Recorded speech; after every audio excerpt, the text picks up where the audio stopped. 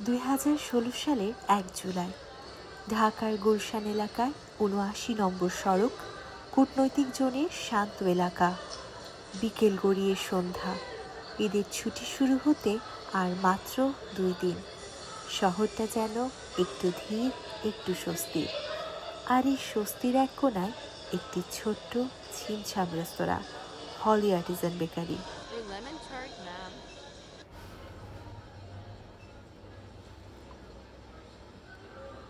হলি Artisan তখন কেবল খাবারের জায়গা নয়, এটি হয়ে উঠেছিল এক ধরনের সেফ স্পেস। ইতালিয়ান পাস্তার গন্ধ, কাঠের টেবিল, উন্মুক্ত বাগান আর সামান্য আলোয় আলোকিত ভেতরের অংশ। সন্ধ্যা 6টা থেকে আসতে শুরু করে অতিথিরা।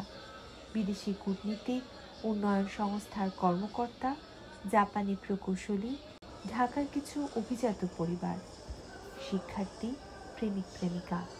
এই সন্ধ্যায় যেন সবাই একটু শান্তি খুঁজে এসেছিল।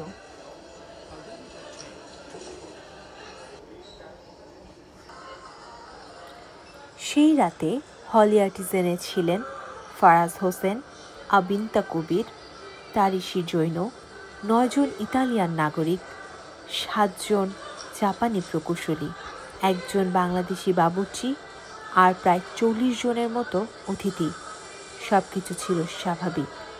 কেউ টেবিলে বসে মেনু দেখছেন, কেউ বাগানে ছবি তুলছেন, কেউ ভেতরে বসে সেলফ গল্প করছেন।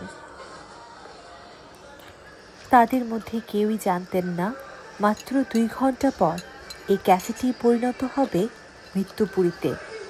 এই পর্বে আমরা শুনব সেই রাতের প্রথম অংশ, যেখানে শহর ছিল চুপচাপ, মানুষ ছিল নির্ভার, আর অজানা একটি ছায়া ধীরে ধীরে এগিয়ে আসছিল।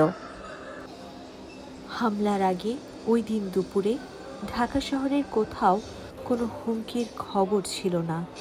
কেউ জানত না নিও জেএমবি নামের একটি সন্ত্রাসী গোষ্ঠী নতুন করে সংগঠিত হচ্ছে। তাদের উদ্দেশ্য ছিল বিশ্বের নজর ঘুরিয়ে দেওয়া। সন্ধ্যা নামতেই গুলশানের রাস্তাগুলো শান্ত হয়ে আসে।